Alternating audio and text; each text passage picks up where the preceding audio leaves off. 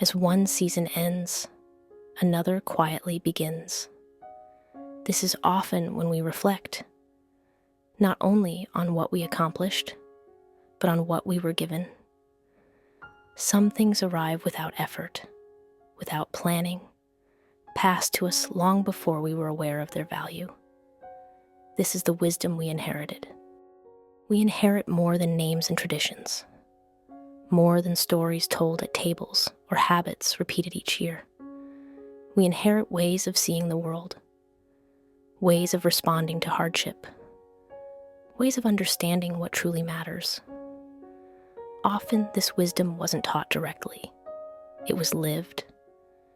We watched it in patience, in restraint, in quiet consistency. And only later do we realize how deeply it shaped us.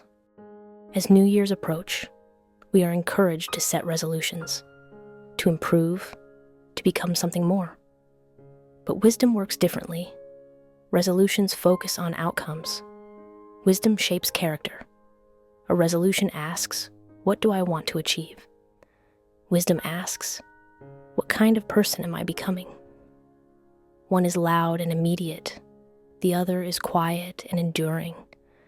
And often, the most lasting growth comes not from what we decide to change, but from what we choose to remember. Much of the wisdom we inherit is rooted in faith, not always spoken, not always explained. Faith expressed through routine, through reverence, through an understanding that life is larger than the present moment. Faith that endured not because it was argued, but because it was practiced, carried gently from one generation to the next. Faith that taught humility, gratitude, responsibility. Faith that knew its power did not come from volume. As the year turns, we naturally look ahead.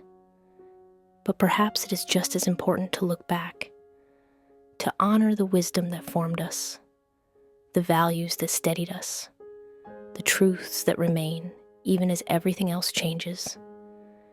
Because what we inherit is often what sustains us. And as we move forward, perhaps the most meaningful thing we can carry with us is the wisdom we inherited.